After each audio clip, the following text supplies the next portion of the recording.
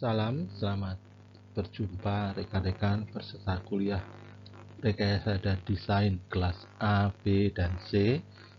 Saya mencoba untuk membuat narasi dari slide supaya waktu kita di kelas bisa dimanfaatkan dengan lebih baik. Pada pertemuan ketiga ini, kita akan membahas tentang bahasa-bahasa perancangan yang digunakan dalam perancangannya. Saya beri judul Engineering is Communications karena ini sudah didefinisikan pada pertemuan pertama bahwa seorang engineer itu perlu berkomunikasi dengan baik, ya. Jadi kalau kita berbicara tentang angka, maka kita akan bicarakan dimensi, satuan, lalu nanti mengalir ke angka penting dan menyampaikan data angka-angka dalam bentuk tabel. Kita mulai dari dimensi dan satuan dulu. Apa itu dimensi dan satuan? Dimensi adalah pengelompokan berdasarkan sifat, ya. Satuan adalah pengelompokan berdasarkan takaran, ya. Jadi misalnya saya punya emas, saya punya perak, saya punya uang kertas, saya punya mungkin Bitcoin, ya. Semua ini punya sifat yang sama, ya. Sifatnya bisa digunakan sebagai alat tukar, ya. Nah, kalau alat tukar berarti kelompokannya berdasarkan nilai atau harga atau value.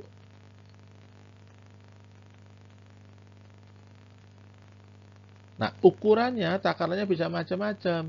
Misal emas itu dalam gram, perak dalam gram, uang kertas nanti kita boleh pakai rupiah, boleh pakai dolar, boleh pakai yen, ya. Kemudian ada euro, ya. Bitcoin nanti ada satu sendiri. Nah, lihat satuannya beda-beda.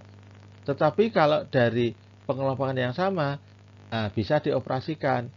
Tetapi 1 gram emas kan tidak sama dengan 1 rupiah, Pak. Betul.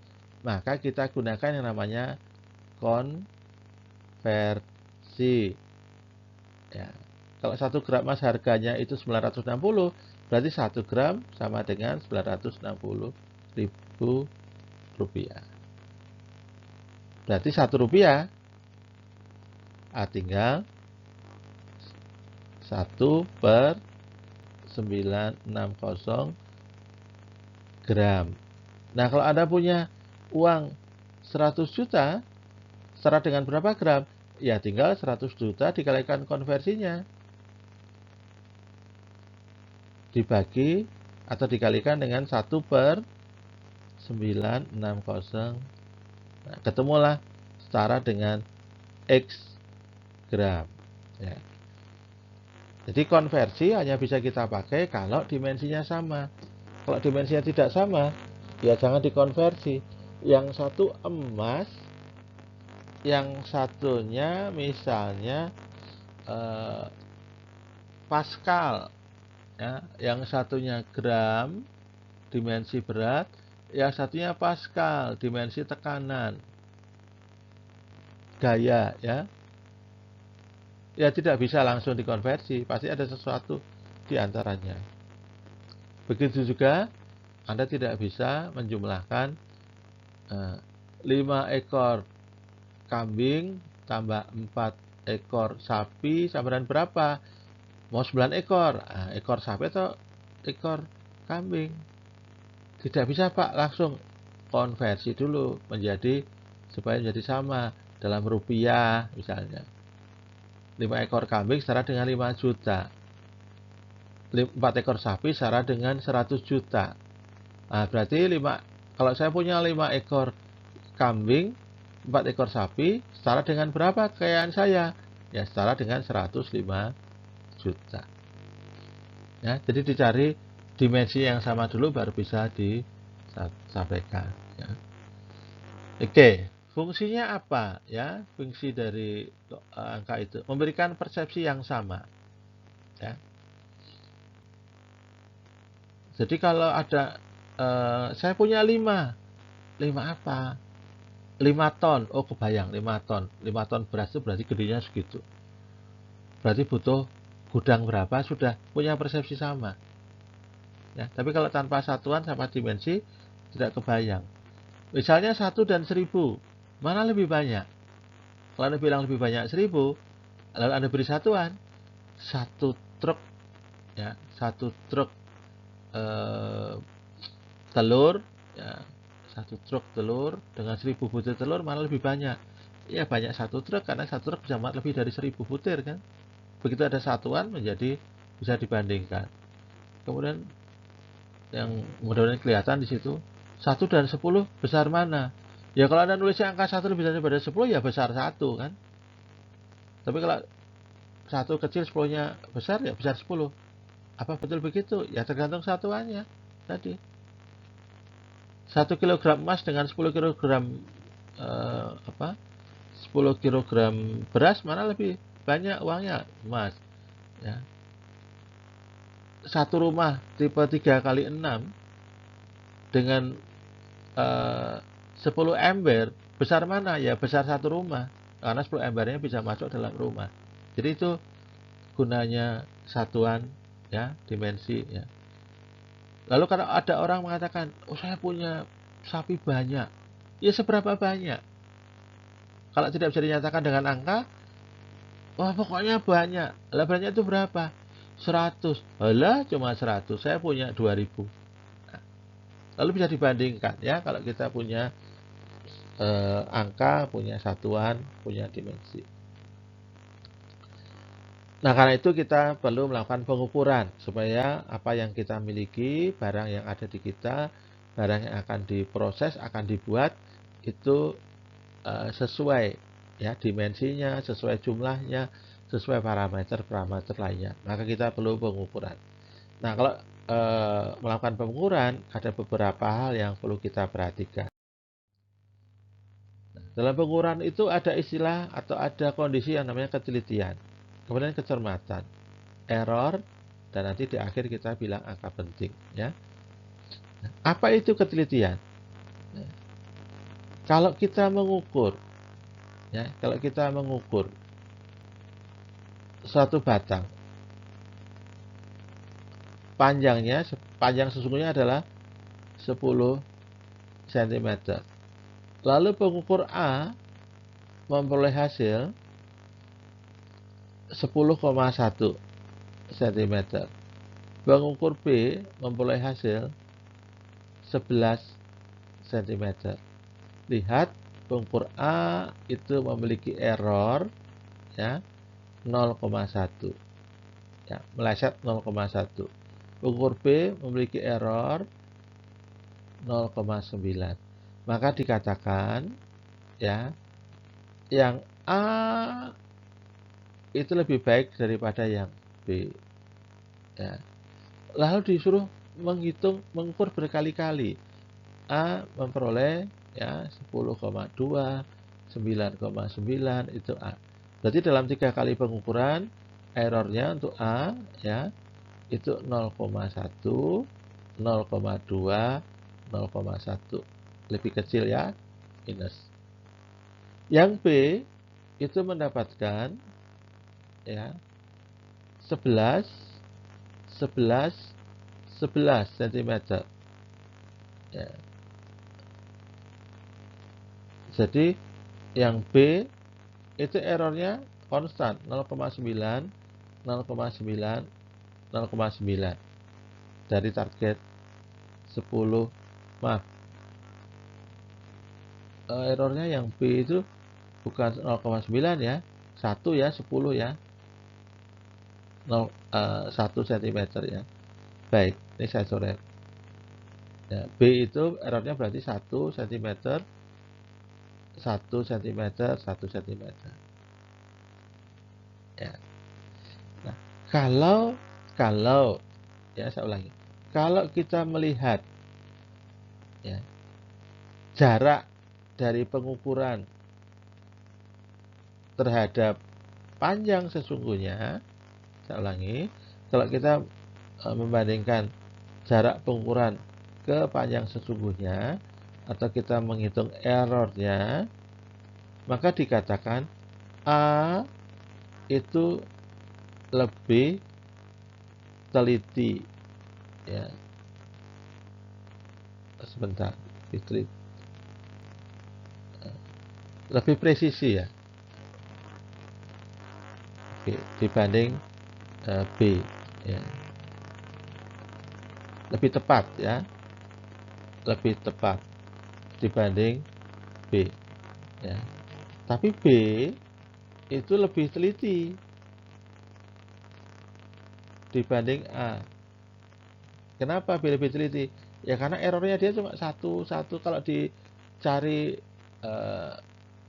simpangannya atau standar deviasinya, maka standar deviasi B itu kecil, ya.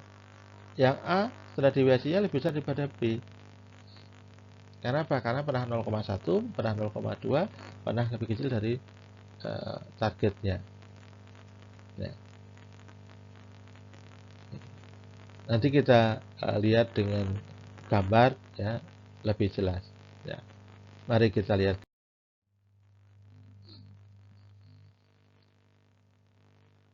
Sebelum masuk ke gambar, saya akan tunjukkan bedanya counting dan measuring. Bedanya mencacah dan mengukur. Kalau mencacah itu menghitung, ya. 1, 2, 3 itu cacah, ya. Jadi kalau ditanyakan berapa jumlah burgernya, pasti 3 karena dicacah tadi. Dan isinya 0, 1, 2. Ini adalah bilangan asli, ya. Ada yang punya konsep bilangan asli itu 1, 2, 3, 4, seterusnya.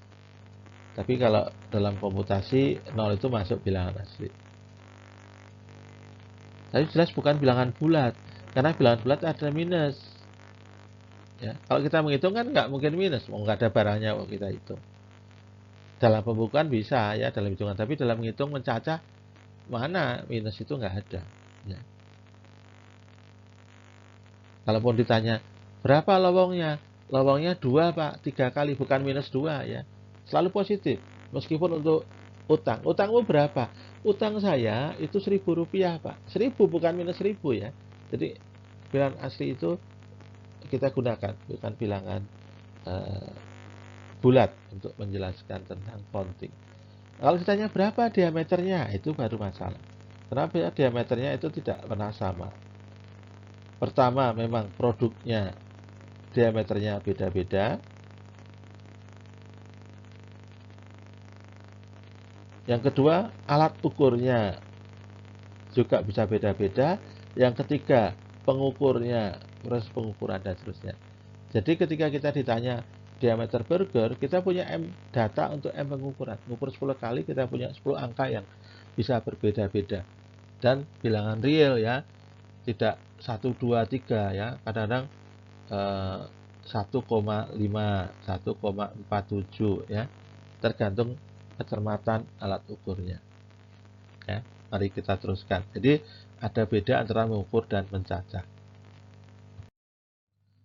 Jadi dalam mengukur kita dapatkan angka penting, dalam mencacah kita dapatkan angka eksak, ya. Silakan dilihat sendiri apa maknanya, baca di slide, ya.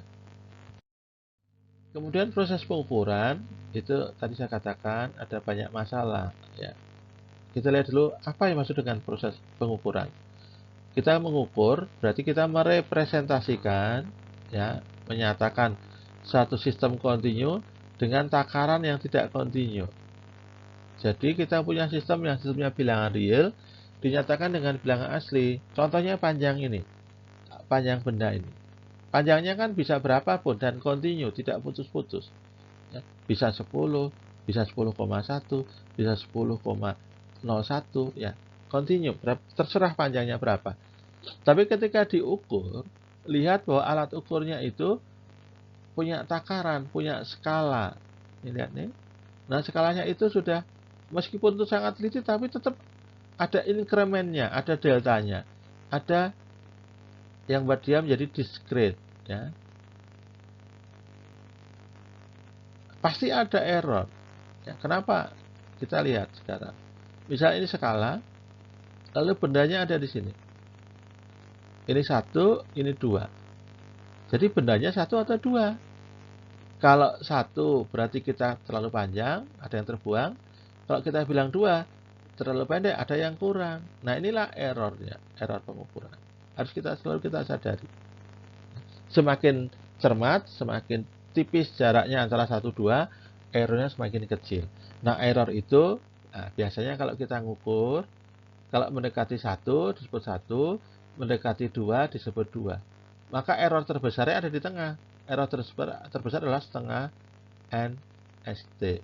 Setengah dari nilai skala terkecil, ya. Jangan lupa selalu ada error, itu dipikirkan. Nah, error berjalan untuk proses pengukuran, ya. Karena diulang kita lihat barangkali tadi tekanannya cukup berat, agak mimpes bendanya, L-nya kecil. Yang kedua, takut karena mimpes, nempelnya belum terlalu rapat, ada celah sedikit sekali, maka menjadi lebih besar daripada benda yang diukur, ya. Jadi selalu ada error. Oke, jadi proses pengukuran itu ada error. Apalagi dari awalnya sudah menyampaikan bilangan real dalam bentuk bilangan asli. Panjangnya itu real, ngukurnya bilangan asli, pasti ada error, ya. 0, sekian yang terbuang. Dan ini menimbulkan paradoks, ya, menimbulkan hal yang aneh. Contohnya, sekarang kita ada 2 mahasiswa, A dan B, ya. Kita anggap 2 mata kuliah saja, mata kuliah pertama dan kedua. A itu pinter banget di mata kuliah pertama, nilainya 100, ya. Di mata kuliah kedua, ya, dia mendapatkan nilai 80, ya. Oke. Yang mata kuliah pertama, apalagi ini bobotnya 3 SKS. Mata kuliah kedua ini 2 SKS, ya. Nah, B ini tidak terlalu pintar, tapi stabil, ya. Di mata kuliah pertama dapat 85, di mata kuliah kedua dapat 85. Nah, lihat di mata kuliah pertama si B dapat nilai A, di mata kuliah kedua dapat A. A di mata pertama dapat A, di mata kedua dapat A-, ya. IPK-nya, ya, kita lihat IPK-nya. IPK itu B lebih besar daripada A. Tapi nilai rata-rata, ya, 100 tambah 90 di rata-rata 80 rata-rata 90. Ini A. Yang B di rata-rata 85 tambah 85 rata-rata 85.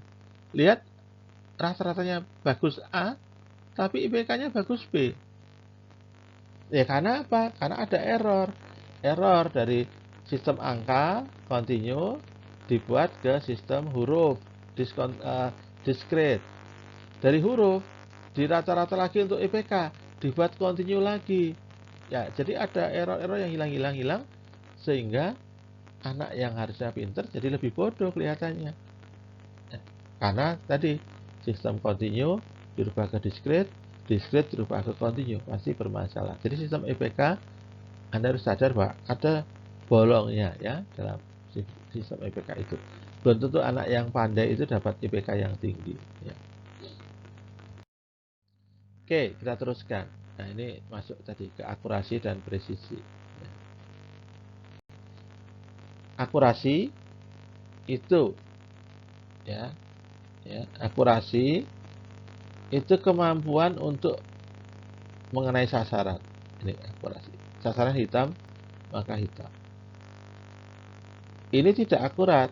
No, kenapa? Sasarannya di hitam, hasilnya ngumpulnya di atas hitam. Ini tidak akurat. Kenapa? Hasilnya eh, apa menyebar, tidak dihitung. Presisi itu adalah kemampuan mengulang proses. Maka dikatakan yang sebelah kiri ini presisi. Kenapa? Karena selalu di tempat yang sama. Ya, sigmanya atau deviasinya sigmanya kecil. Yang sebelah kanan deviasinya besar. Nah, kalau saya bandingkan, ada mahasiswa A, ada mahasiswa B.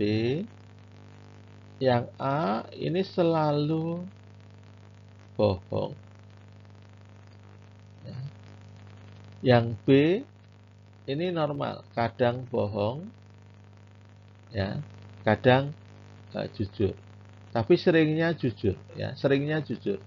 Maka dikatakan B ini kalau menjawab ini akurat. Karena apa? Kondisinya 5, dia jawab 5, 5, kadang 7. Tapi dia akurat, tapi tidak presisi. Kenapa? Karena kadang jujur, kadang tidak. Tapi A itu selalu bohong. Maka dia tidak akurat. Hasilnya 6, dia bilang 8, 8, 8. Ditanya berkali-kali 8, 8. Berarti dia presisi, tapi tidak akurat. Karena jawabannya selalu sama. Yang ini. Ya. Ini yang A. Yang B itu, nah ini. Ya. Ya, nanti silakan dipahami lagi presisi dan akurasi. Nah, untuk karyawan, untuk error, ya itu lebih mudah perbaikannya jika kita punya kondisi yang presisi. Ya. Misalnya untuk kotak yang bawah ini, saya arsip. Pak, ini kan sudah bagus. Ya betul, tapi tinggal dikalibrasi saja, digeser atau dipindahkan sudah hasil akan di sini. Jadi kalau ketemu orang yang selalu bohong itu gampang. Sudah makan belum? Belum, berarti sudah. Tinggal kita kalibrasi. Ayo main? Enggak ah, lagi males. Kita kalibrasi. Berarti dia mau. Tapi kalau orang yang tidak presisi susah ya. Apakah betul dia tidak mau main atau mau main tidak jelas. Oke, baik kita lanjutkan slide berikutnya. Nah, ini sudah dibaca akurasi itu apa, kesalahan itu apa. Yang jelas ada kesalahan itu ada random dan sistematik. Random itu berarti kejadiannya tidak ada polanya. Sistematik itu ada polanya. Misal, ya, Anda sedang memotong sesuatu benda, ya, Anda putar bendanya, Anda beri pahat di sini, atau proses bubut, ya. Dalam bahasa Inggrisnya proses turning atau proses mesin las, ya. Ketika dia diputar memproduksi produk 1, 2 sampai ratusan atau ribuan, maka pahat ini akan mengalami aus. Nah, kalau pahatnya aus, meskipun settingnya sama, jarak antara titik pusat benda dengan ujung pahat ini akan menjauh karena aus. Maka nanti kalau dicek diameter produknya, itu errornya akan semakin besar, membesar. Nah, ini adalah contoh kesalahan yang sistematik. Kenapa? Karena pahatnya aus. Maka harus disetting ulang. Ya. Ada polanya sistematik itu. Lalu bisa dicari apa penyebabnya. Ya. Oke, nah dalam pengukuran kita punya kecermatan. Ya. Ada yang mengukur itu sampai 0,1 per 10 mili ya. Ada yang sampai 0,01, berarti dia bisa mendeteksi perubahan dalam skala increment 0,01 mili atau 100 mili. Ada lagi yang mungkin sampai 1/1000 atau sampai yang 1/1.000.000, tergantung increment skalanya. Nah, semakin kecil incrementnya semakin cermat ya, kecermatan alat ukur itu hubungannya dengan skala ya. Ini ada skala di sini lalu ada pengalih di sana, apakah nanti dalam kilo ohm, ya, apakah dalam mega ohm, apakah dalam ohm, kalau itu hambatan ya, Anda bisa lihat. Nanti kalau digital, ya berapa angka di belakang koma, ini 3, berarti sampai 0,001 ya mampu kecermatan. Ya itu. Nah ketika kita ngomong kecermatan, lihat ini angka-angka di depan ini tidak penting. Yang penting kan satunya. Ya. Nah, maka lalu ada angka penting. Nah,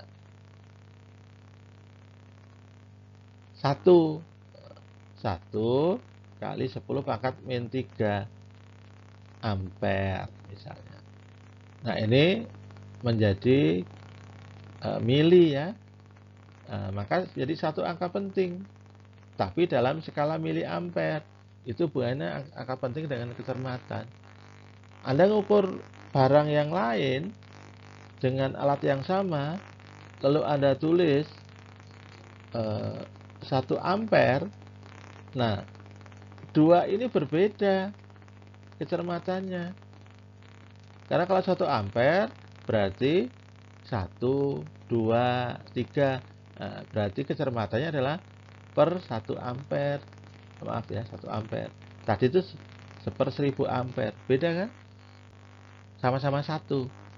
Nah, kalau Anda menggunakan alat ukur yang sama, bacaan 1 ampere, berarti harusnya nulisnya 1, 0, 0, 0. Ya. Mili ampere. Berarti 1, 2, 3, 4 sampai 4 angka. Atau kalau mau pakai dirubah satuannya ya berarti 1 kilo ampere. Lihat angka pentingnya sama, 1 tetapi satuannya menjadi beda. Jadi 2 yang berbeda sebetulnya meskipun angka pentingnya sama. Itu sambungan antara angka penting dengan kecermatan alat ukur. Kalau kita mengukur dengan alat yang sama, harus sama ya satuannya. Yang 1 miliampere ya dibandingkan dengan 1000 miliampere, jangan dengan 1 ampere. Berarti itu alat ukur yang berbeda. Yang 1 miliampere, yang 1000 miliampere berarti 1000 kali lebih besar ya. Kan terlihat. Kemudian ketika kita memiliki data, kita bisa kelompokkan dalam bentuk tabel. Nah, tabel itu sifatnya dia memiliki kolom, dia memiliki baris. Maka tabel ini memiliki 2 kolom dan 1, 2, 3, 4, 5, 6, 7 baris. Baris yang pertama dipakai untuk klasifikasi. Maka datanya ada 6. Dari baris kedua sampai ke 7. Nah, tabel itu selalu bisa dibaca dalam baris dan kolom.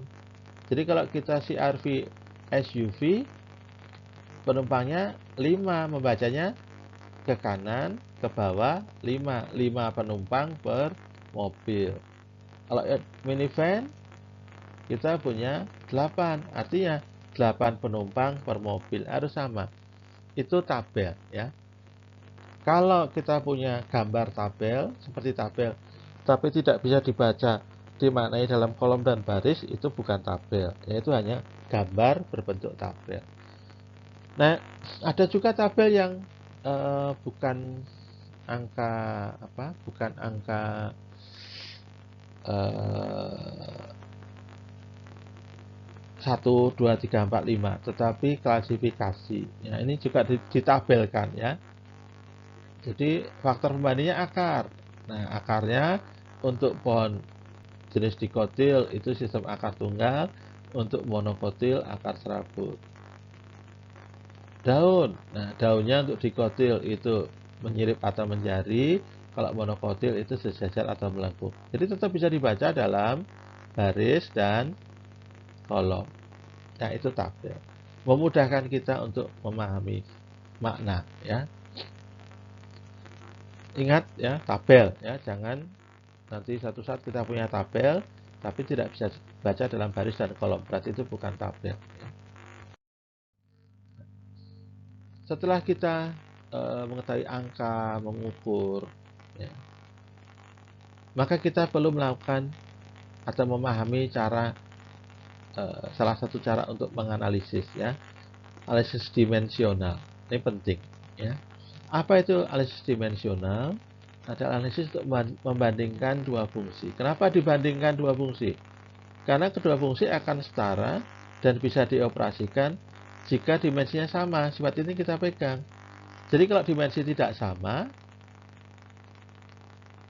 tidak bisa dioperasikan. Nah, kalau kita ingin operasikan, harus sama. Bolak-balik. Tapi maknanya berbeda. Nah, analisis dimensional ini penting, bermanfaat kalau kita mau mencari faktor-faktor yang berpengaruh dalam suatu penelitian. Kalau faktor-faktor misalnya A, B, C, D, E, ada 5 faktor.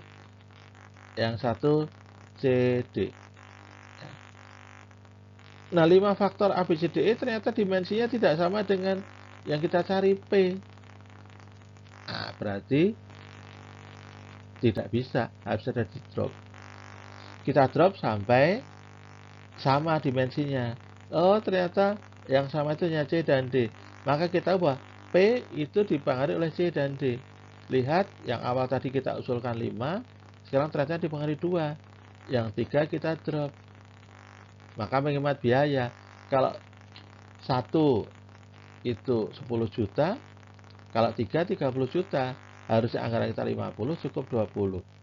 Itu satu. Yang kedua, kalau kita punya 2 faktor, kita bisa coba aja faktor A dan faktor B. Maaf, sana C dan D, ya. C dan D. C besar, C kecil, D besar, D kecil. Kita coba-coba, ya, 2 faktorial. Maka dari 2 faktor itu kita memperoleh 1, 2, 3, 4. 4 data yang harus kita isi. Data apa? Data kombinasi C besar, B besar, kombinasi C besar, B kecil, kombinasi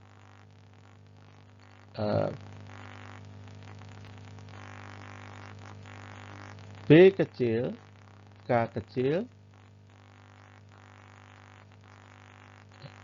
kemudian kombinasi D besar, C-nya kecil. Jadi yang pertama tadi C, yang angka sebut pertama itu C, yang sebut itu lainnya itu D, berikutnya D. Lihat, kita butuh 4 data itu untuk penelitian. Tapi kalau 5, nah berarti berapa? 2 pangkat 5. 2 pangkat 2 itu 4. 4 kali 4, 16. 16 kali 2, 32. Anda harus mencari 32 data kombinasinya.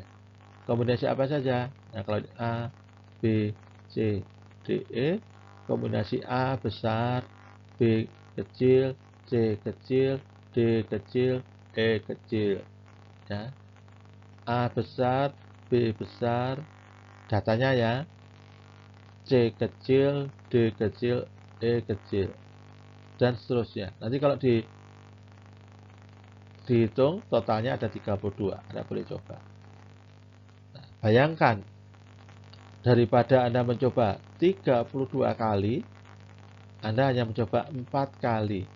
Kalau 1 kali itu setara dengan 1 minggu, harus melihat hasilnya, maka yang satu peneliti selama 32 minggu, yang satu selama 4 minggu.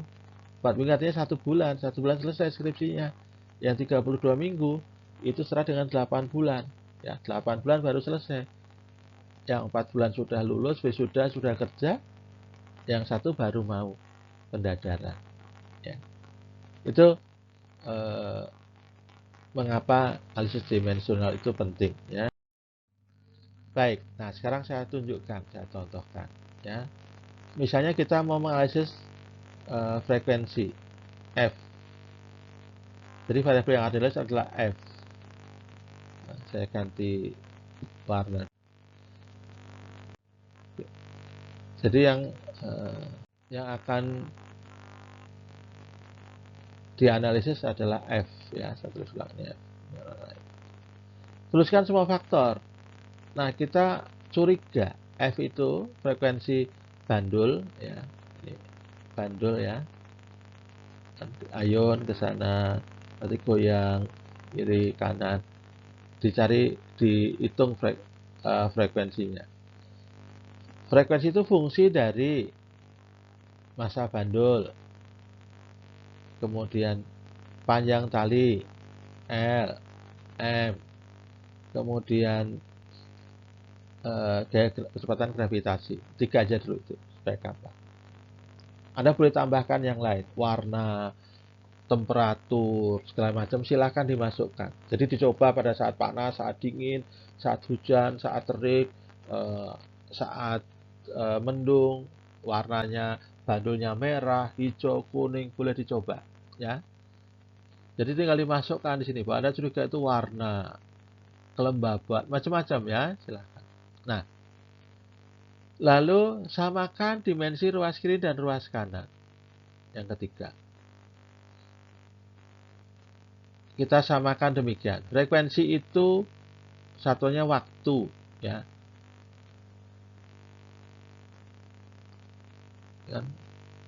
Jumlah ayunan per detik misalnya. Nah, berarti adalah seper T. Waktu itu kan dimensinya T ya, time. Itu di ruas kiri. Sama dengan di ruas kanan dimensinya adalah M. M itu kilogram. Ya, M besar. Ya, massa itu M besar. L panjang itu L besar dimensinya. G gravitasi itu meter per detik kuadrat. Berarti dimensinya L ya per T kuadrat.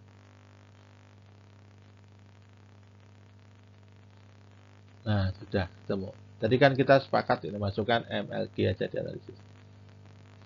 Nah, bagaimana langkah selanjutnya?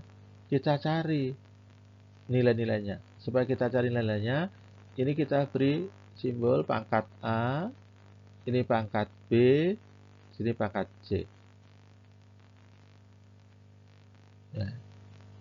Ini berarti kalau ini berarti pangkat 1 ya di T-nya di sana. Nah, lalu kita punya sifat 2 pangkat 2, 4. 2 pangkat 0, 1. 5 pangkat 2, 25. 5 pangkat 0, 1. Jadi segala sesuatu pangkat 0 itu 1. Nah, berarti saya boleh dong Pak di sini. Saya tambahkan. Dikalikan 1. Karena di kanan ada MLT, saya kalikan M pangkat 0 dan L pangkat 0 ya. M pangkat 0 kan 1, L pangkat 0 juga 1, jadi tidak berubah. Oke, lalu kita analisis. Jadi persamanya menjadi M pangkat 0, L pangkat 0, T-nya saya buat di atas, berarti T pangkat min 1 ya, sama dengan M pangkat A,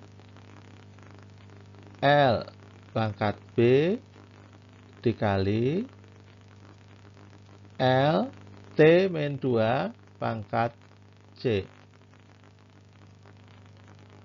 Maka kita satukan ya, L gabungan L, M gabungan L, M pangkat 0, maaf, ini L pangkat 0, ini T pangkat min 1, lalu di sebelah kanan M-nya pangkat A, L-nya ada L pangkat B dan L pangkat C ya. L pangkat B plus C. Ini yang dari G ini ada L, pangkat C saya pindahkan, saya gabungkan dengan panjang tali. Kemudian ada T pangkat min 2 pangkat C. Sudah ketemu sekarang. Di ruas kiri ada M pangkat 0, ruas kanan ada A pangkat 0. Maka A pasti sama dengan 0. Kok sama dengan 0? Ya karena M pangkat 0 sama dengan M pangkat A. Maka A sama dengan 0. Kemudian B tambah C untuk L itu sama dengan 0. Karena di ruas kiri L-nya pangkat 0. Kemudian di ruas kanan ada T pangkat min 2C. Di ruas kiri ada T pangkat min 1. Maka min 1 sama dengan min 2C, C sama dengan setengah. Kalau C sama dengan setengah, B tambah C sama dengan 0, maka B pasti min setengah pangkatnya. Nah, maka dituliskan ini ya. F setara, karena kita belum tahu ya. Pasti setara dengan tadi C itu untuk G ya. G pangkat setengah, B tadi itu L ya, L pangkat min setengah. Atau kalau dituliskan ini setara dengan akar G per L. Nah, supaya menjadi sama dengan, nah kita nggak tahu, ada konstantanya, maka tambahkan K. Maka F sama dengan K akar G per L. K-nya berapa? Belum tahu. Kita nanti cari dari hasil percobaan. Dari analisis data-data, grafiknya kita tahu. Ya. Tapi kalau dari rumus, diturunkan rumus, kita ketemunya F seper 2pi akar G per L. Nah, berarti K-nya sama dengan seper 2pi. Nanti kalau diuji dalam penelitian akan ketemu ya. K-nya akan ketemu nilai mendekati seper 2pi itu. Semakin kita teliti semakin mendekati seper 2pi ya. Oke. Baik, itu tadi cerita tentang analisis dimensi dan cara mencarinya. Nah, sekarang tadi di awal sekali saya bercerita bahwa engineer itu punya ide atau solusi, lalu harus berkomunikasi dengan community ya, masyarakat, supaya bisa diterapkan. Ini saya punya contoh, kita punya contoh misalnya tentang pemakaian helm ya di Jogja, karena saya menyaksikan ya. Undang-undangnya itu dibuat tahun 92. Jadi di sini ini tahun 1992 mulai diundangkan. Di daerah lain mau menerima, di Jogja menolak. Karena kurang sosialisasi, kurang komunitasnya juga belum mengerti. Orang Jogja itu sok tahu barangkali, itu yang menolak. Kepala punya sendiri kok harus pakai helm. Kalau jatuh mati kan urusan sendiri gitu kira-kira. Lalu saya penandanya ingat